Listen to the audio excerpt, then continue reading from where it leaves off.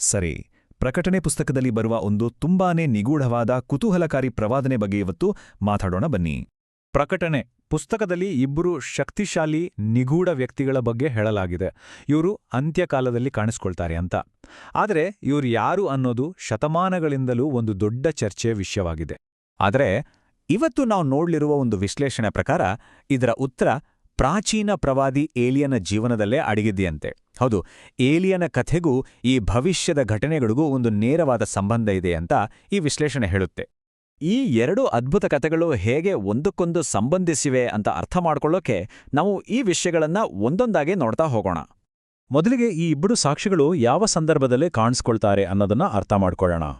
ಹೋಲಿಕೆಗಳನ್ನ ನೋಡಕ್ ಮುಂಚೆ ಈ ಪ್ರವಾದನೆಯಲ್ಲಿ ಬರುವ ನಿರ್ದಿಷ್ಟ ಸಮಯದ ಲೆಕ್ಕಾಚಾರವನ್ನ ಸರಿಯಾಗಿ ಅರ್ಥ ಮಾಡ್ಕೋಬೇಕಾಗತ್ತೆ. ಈ ವಿಶ್ಲೇಷಣೆಯ ಪ್ರಕಾರ ನಮ್ಮ ಕಥೆಯ ವೇದಿಕೆ ಅಂದ್ರೆ ವಾರದ ಮೊದಲಾರ್ಧ. ಇದು 3.5 ವರ್ಷಗಳ ಒಂದು ನಿರ್ದಿಷ್ಟ ಅವಧಿ. ಈ ಹಾಳು ಮಾಡುವ ಅಸಹ್ಯ ಅನ್ನೋ ವ್ಯಕ್ತಿ ಕಾಣಿಸ್ಕೊಂಡಾಗಲೇ ಈ ಸಂಕಷ್ಟದ ಸಮಯ ಶುರುವಾಗುತ್ತೆ ಅಂತ ಹೇಳಲಾಗುತ್ತೆ. ಇಲ್ಲಿ ಒಂದು ತುಂಬಾನೇ ಇಂಟ್ರೆಸ್ಟಿಂಗ್ ವಿಷಯ ಏನಂದ್ರೆ ನೋಡಿ, ಇಲ್ಲಿ ಕೊಟ್ಟಿರೋ ಬೇರೆ ಬೇರೆ ಲೆಕ್ಕಾಚಾರಗಳು ಅಂದ್ರೆ 3.5 ವರ್ಷ, 42 ತಿಂಗಳು, 1860 ದಿನ ಇವೆಲ್ಲವೂ ಒಂದೇ ಸಮಯದ ಅವಧಿಯನ್ನ ಅಂದ್ರೆ 3.5 ವರ್ಷಗಳನ್ನೇ ಸೂಚಿಸುತ್ತೆ. ಸರಿ, ಈಗ ನಾವು ನಮ್ಮ ಮೊದಲ ನೇರ ಹೋಲಿಕೆಗೆ ಬರೋಣ. ಇಬ್ಬರು ಸಾಕ್ಷಿಗಳ ಶಕ್ತಿಗೂ ಎಲಿಯಾನ ಶಕ್ತಿಗೂ ಏನೆಲ್ಲ ಹೋಲಿಕೆಗಳಿವೆ ಅಂತ ನೋಡೋಣ. ಮೊದಲನೆಯದಾಗಿ, ಎಲಿಯನಿಗೆ 3.5 ವರ್ಷಗಳ ಕಾಲ ಮಳೆ ಬರದಂತೆ ತಡೆಯುವ ಶಕ್ತಿಯಿತ್ತು. ಇದೇ ರೀತಿ ಪ್ರಕಟಣೆ ಪುಸ್ತಕದಲ್ಲಿ ಹೇಳಿರುವ ಹಾಗೆ ಇಬ್ಬರು ಸಾಕ್ಷಿಗಳಿಗೂ 1260 ದಿನಗಳ ಕಾಲ ಆಕಾಶವನ್ನ ಮುಚ್ಚಿ ಮಳೆ ಬರದಂತೆ ಮಾಡೋ ಅಧಿಕಾರ ಇರುತ್ತೆ. ಇದು ನೇರವಾದ ಹೋಲಿಕೆ ಅಲ್ವಾ?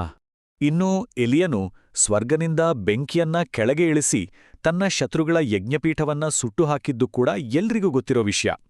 ಹಾಗೆಯೇ ಈ ಇಬ್ಬರು ಸಾಕ್ಷಿಗಳಿಗೆ ಯಾರಾದ್ರೂ ಹಾನಿ ಮಾಡಲು ಬಂದ್ರೆ ಅವರ ಬಾಯಿಂದಲೇ ಬೆಂಕಿ ಬಂದು ಶತ್ರುಗಳನ್ನ ನಾಶ ಮಾಡುತ್ತೆ ಅಂತನೂ ಬರೆಯಲಾಗಿದೆ.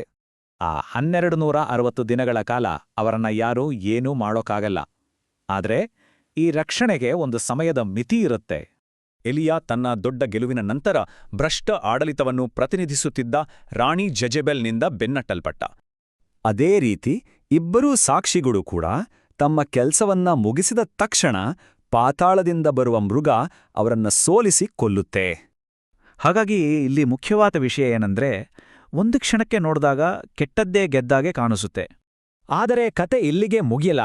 ಸೋಲಿನಂತೆ ಕಂಡ್ರೂ ಇದು ಒಂದು ಅದ್ಭುತವಾದ ವಿಜಯದ ಕಡೆಗೆ ಸಾಗುತ್ತೆ.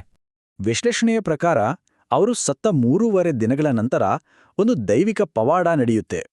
ಎಲಿಯನು ಸಹ ಮಾಮೂಲಿಯಾಗಿ ಸಾಯಲಿಲ್ಲ. ಆತನು ನೇರವಾಗಿ ಜೀವಂತವಾಗಿ ಸ್ವರ್ಗಕ್ಕೆ ಒಯ್ಯಲ್ಪಟ್ಟ. ಅದೇ ರೀತಿ ಈ ಇಬ್ಬರೂ ಸಾಕ್ಷಿಗಳು ಕೂಡ ಸತ್ತ ನಂತರ ಮತ್ತೆ ಜೀವಂತವಾಗಿ ಎದ್ದು ತಮ್ಮ ಶತ್ರುಗಳೆಲ್ಲರೂ ನೋಡ್ತಿರುವಾಗಲೇ ಸ್ವರ್ಗಕ್ಕೆ ಏರಿ ಹೋಗ್ತಾರೆ. ಹಾಗಾದ್ರೆ ಈ ಎಲ್ಲ ಹೋಲಿಕೆಗಳನ್ನ ನೋಡಿದ ಮೇಲೆ ಈ ಇಬ್ಬರು ಸಾಕ್ಷಿಗಳು ನಿಜವಾಗಿ ಯಾರು? ಮೂಲ ವಿಶ್ಲೇಷಣೆ ಕೊಡುವ ಉತ್ತರ ಇಲ್ಲಿದೆ. ಈ ವಿಶ್ಲೇಷಣೆ ಪ್ರಕಾರ ಇಬ್ಬರು ಸಾಕ್ಷಿಗಳು ಅಂದ್ರೆ ಇಬ್ಬರೇ ವ್ಯಕ್ತಿಗಳಲ್ಲ, ಬದಲುಗೆ ಅದು ಒಂದು ದೊಡ್ಡ ಗುಂಪು. ಅಂದ್ರೆ ದೇವರಿಂದ ಮುದ್ರೆ ಹಾಕಲ್ಪಟ್ಟ 1,44,000 ಸಂತರು. ಇವರೇ ಆ ಇಬ್ಬರು ಸಾಕ್ಷಿಗಳು.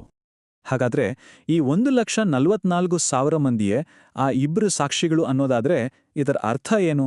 ಅಂದ್ರೆ ಇದು ಕೇವಲ ಇಬ್ರು ಪ್ರವಾದಿಗಳ ಕಥೆಯಾಗಿ ಉಳಿಯಲ್ಲ, ಬದಲಾಗಿ ಭೂಮಿಯ ಕೊನೆಯ ದಿನಗಳಲ್ಲಿ ಒಂದು ದೊಡ್ಡ ಸಂತ ಸಮೂಹವೇ ಸೇರಿ ನಡೆಸುವ ಒಂದು ಮಹಾನ್ ಉದ್ದೇಶವಾಗಿ ಬದಲಾಗುತ್ತೆ ಅಲ್ವಾ?